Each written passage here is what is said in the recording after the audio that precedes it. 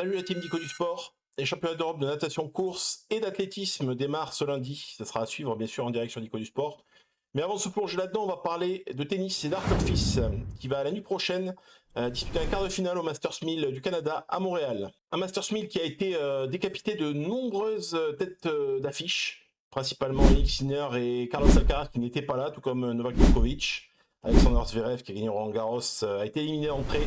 Ça laisse la chance probablement, puisqu'il ne reste plus qu'un seul top 10 encore en course, à un outsider de gagner un très gros titre, et pourquoi pas Arthur Fils, qui déjà va s'attaquer à une tâche un petit peu historique, entre guillemets. Cette année, Arthur Fils a atteint déjà 2 fois les demi-finales en Masters 1000. C'était à Miami où il a perdu contre Jiri Lehečka et à Madrid où il a perdu malheureusement contre Yannick Sinner. Ce serait donc possiblement une 3e demi-finale en Masters 1000 dans la même saison pour Arthur Fils.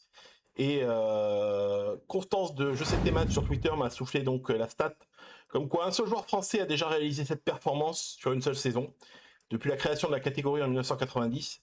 C'est Guy Forger en 91, l'année de son sacre au Masters 1000 de Paris-Bercy, ce qui veut dire que Arthur Fils pourrait réaliser une performance avec 3 demi-finales en Masters 1000 sur la même saison que n'ont pas réalisé les mousquetaires, Tsonga, Gasquet, Simon Monfils ou encore Arnaud Clément, Sébastien Grosjean par exemple. Ou même Cédric Pioline, ce qui laisserait quand même une belle marque pour Arthur Fils et qui sanctionnerait surtout une très bonne saison globalement malgré son absence à Roland Garros. C'est pas gagné pour autant pour atteindre les demi-finales. Arthur Fils va affronter Raphaël Rodar, qui est une autre des révélations de la saison, clairement.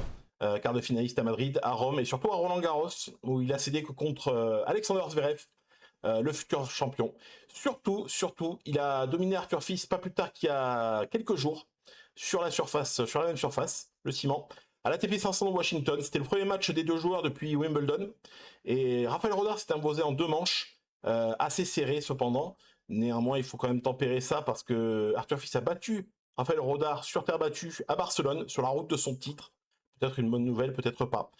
En attendant, le match aura lieu la nuit prochaine, probablement vers 1h30 pour les couches tard ou les leftos. Vous pourrez lire le compte-rendu de la rencontre au réveil sur Dico du Sport en espérant une bonne nouvelle pour Arthur Fils et pour le tennis français.